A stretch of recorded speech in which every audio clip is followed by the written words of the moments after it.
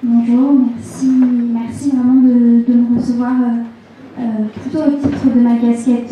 Chemin d'avenir, effectivement, et donc de porteuse de projets associatifs, plutôt qu'au titre de la mission qui m'a été confiée récemment par Jean-Michel Blanquer, même si j'étais ravie de pouvoir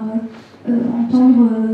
tous les propos et toutes les propositions et toutes les suggestions qui ont été faites depuis ce matin et qui sont à la fois très complémentaires, très pragmatiques et qui nourrissent évidemment la réflexion que nous menons et que nous sommes assez nombreux à mener avec des angles différents et complémentaires. Alors, je vais vous parler de chemin d'avenir, puisque c'est encore ce que je connais le mieux à ce stade.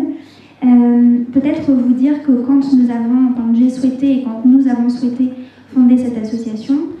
c'est aujourd'hui la 4e promotion de jeunes que nous allons accompagner. Et donc il y aura 1000 jeunes accompagnés dans 7 académies, dont l'académie de Dijon. Mais quand nous avons souhaité fonder Chemin d'avenir, quel était le constat initial, pour le résumer de façon très, très rapide, c'était le fait qu'il y avait tellement de jeunes que je rencontrais et que nous rencontrions avec les membres fondateurs de l'association, qui, au collège, au lycée, au moment de leurs études supérieures et même au moment de leur insertion professionnelle, venaient de territoires ruraux ou de petites villes, et même de certaines villes moyennes d'ailleurs,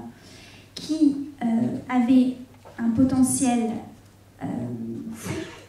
Et par potentiel, et j'insiste beaucoup là-dessus parce que je suis d'accord avec ce qui a été dit ce matin, ce terme d'ambition fait en partie grincer des dents, et en même temps je pense qu'il faut aussi l'assumer et peut-être lui mettre un S et des S, comme on a d'ailleurs choisi de mettre un S à chemin et un S à avenir, chemin d'avenir tout au pluriel, et des ambitions tout au pluriel, qui peuvent venir répondre à des potentiels au pluriel également. Des jeunes qui, sur leur territoire ou ailleurs, et encore une fois, j'enfonce des portes ouvertes parce que ces jeunes-là, vous les connaissez non seulement aussi bien que moi, mais même mieux, et vous les voyez au quotidien, des jeunes qui en ont sous la pédale et qui très souvent, du fait de leur ancrage géographique notamment, auquel peut s'ajouter un déterminisme social, auquel peut même dans certains cas s'ajouter un déterminisme de genre, se trouvent freinés dans la réalisation de ce potentiel, de ces potentiels-là. Et encore une fois, j'insiste, aspiration au pluriel, ambition au pluriel, à la limite, peu importe, et je pense que peut-être pendant longtemps, la question de la ruralité et des petites villes et des jeunes de ces territoires-là n'a pas été assez prise en compte, c'est mon analyse, aussi parce qu'on restait très concentré sur des questions de définition et des questions de cases et de qu'est-ce qui entre là-dedans,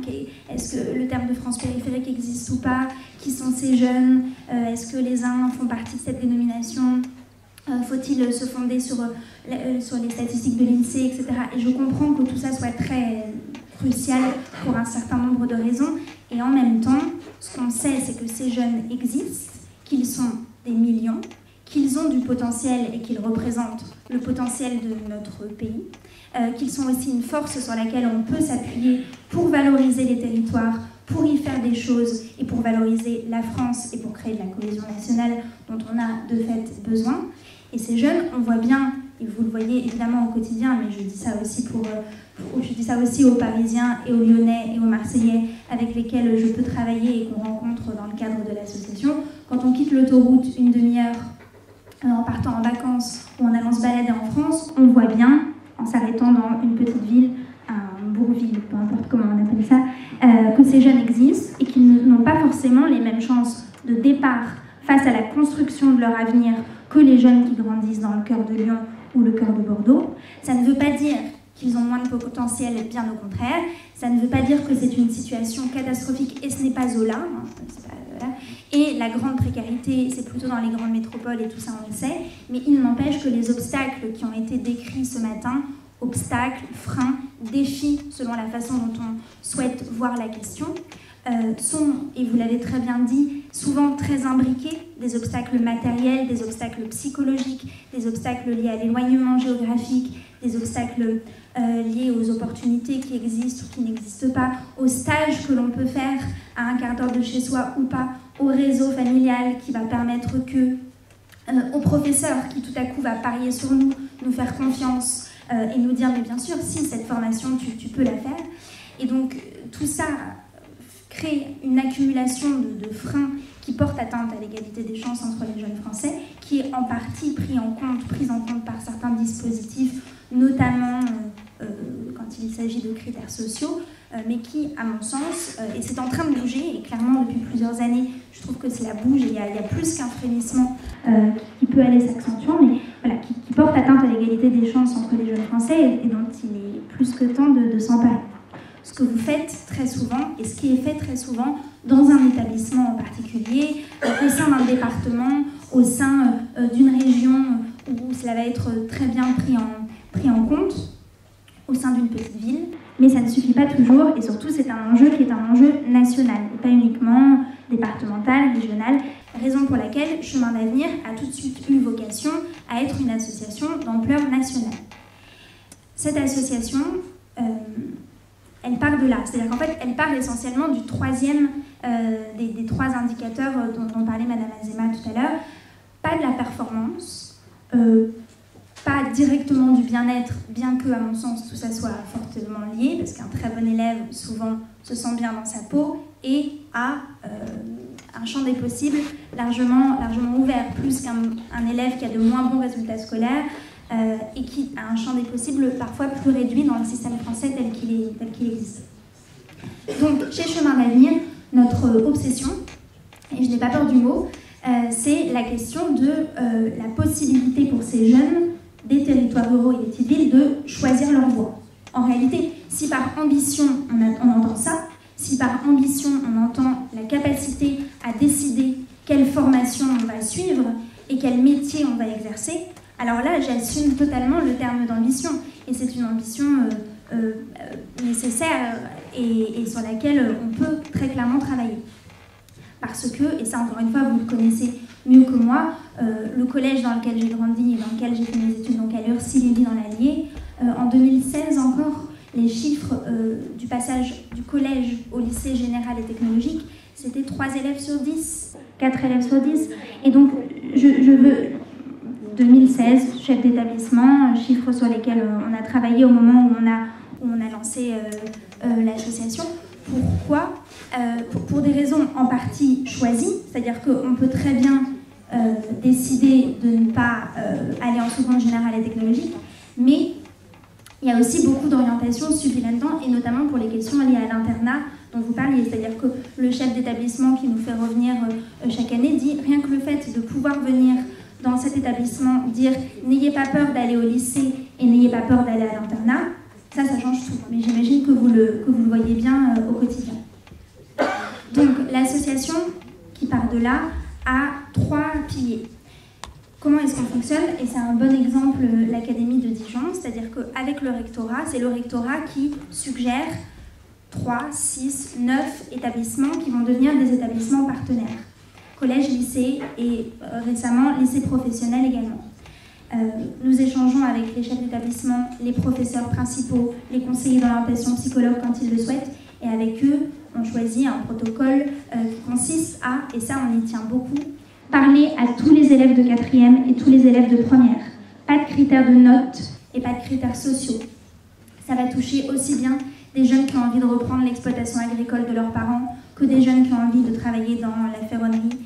des jeunes qui rêvent d'être diplomates ou des jeunes qui ne savent pas du tout ce qu'ils veulent faire. Et ça, j'imagine que vous le savez encore une fois mieux que moi, très souvent à 15 ans, à 17 ans, et même d'ailleurs à 25 ans, on ne sait pas ce qu'on va faire 3 ans plus tard. Ce n'est pas grave, mais en revanche, ça suppose de s'en occuper si on veut ne pas perdre de temps, ne pas perdre d'énergie et être acteur de son parcours. Les 3 piliers de l'association, une fois que les jeunes nous ont rejoints sur le seul critère de la motivation, c'est-à-dire que quand on est dans ce collège ou dans ce lycée, on dit bien aux jeunes, potentiellement, à la sortie de cette heure d'échange avec vous, vous pouvez tous rejoindre l'association. Et en fait, beaucoup postulent, et ce qui m'interpelle souvent, c'est qu'on a aussi bien des élèves qui vont envoyer leur questionnaire, plein de fautes d'orthographe, très mauvais élèves, et qui rejoignent l'association parce que la question n'est pas là, mais qui ont été interpellés par ce qu'on disait, que des bons élèves qui ont envie d'un coup de pouce en plus, et surtout, et c'est d'ailleurs ces jeunes-là qui très souvent vont avoir un saut qualitatif énorme dans les 18 mois suivants, le milieu de la classe, le ventre mou, ceux qui ont entre 7 et 12 de moyenne, qui tout à coup se disent « Hey, mais c'est peut-être possible d'aller plus loin ». Et le message qu'on leur adresse, c'est donc évidemment, vous n'êtes pas obligé de savoir ce que vous voulez faire dans 3 ans, et moi-même à 30 ans, je ne sais pas ce que je vais faire dans 3 ans, c'est un peu angoissant, mais ça pour le coup, c'est la vie. En revanche, on pense vraiment qu'il faut que vous vous empariez de la question de votre avenir à bras-le-corps, peut-être plus que d'autres parce que vous avez des défis à relever. Et si vous le souhaitez, Chemin d'Avenir peut être un acteur en plus, à côté de votre école, à côté de ce que vous faites avec votre famille dans certains cas, à côté des associations qui existent déjà, à côté des dispositifs mis en place par votre établissement, pour vous aider à le faire. Les 3 piliers, et je ne vais pas développer non plus trop longuement, mais les 3 piliers qui fondent cet accompagnement, c'est d'une part, et là nous n'avons rien inventé, on s'inspire, et d'ailleurs j'étais très sensible à ce qui a été dit depuis ce matin, c'est-à-dire il y a tellement de choses qui existent, tellement d'initiatives qui existent au sein des territoires, qui sont efficaces, souvent à petite échelle. L'idée c'est, n'inventons pas le fil à couper le beurre, il y a par exemple des systèmes de parrainage individuel qui existent et qui fonctionnent très bien dans les quartiers ou alors pour les jeunes femmes, dans les entreprises. Donc il y a ce système de mentorat qui fait que cette année, 1000 jeunes accompagnés égale 1000 parrains. Et on pourrait parler de qui sont ces parrains. Ils ont entre 25 et 65 ans, c'est vous et moi. Ils ont tout un système d'accompagnement de ce filleul dans la construction de son parcours, certes académique, mais en réalité presque plus citoyen et pré-professionnel, certainement pas comme un conseiller d'orientation, parce que les parrains n'ont pas vocation à conseiller avec cet angle-là, ils en seraient bien incapables, on n'a pas cette technicité-là, mais comme un regard en plus, un regard qui n'est pas celui de la famille, qui n'est pas celui de l'école, et qui va tout à coup offrir des questions, des conseils, une prise en compte de la situation qui est un petit peu différente. Et il y a, vous disiez que vous aviez des frissons à votre récit, mais sur les 500 jeunes qu'on a accompagnés l'année dernière, je pourrais dire des centaines de parcours maintenant, de filleuls qui ont une relation avec leurs parrains qui devient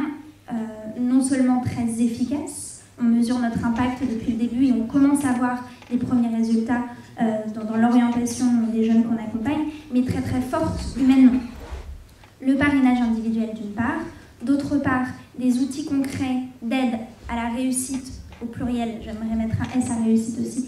c'est-à-dire des offres de stage pour nos filleuls sur leur territoire et ailleurs, des programmes, vous parliez d'écriture, des programmes d'ouverture culturelle qu'on met en place avec les établissements, et des programmes aussi d'écriture comme outil de réalisation de soi, écriture de CV, écriture de motivation, lettre de motivation,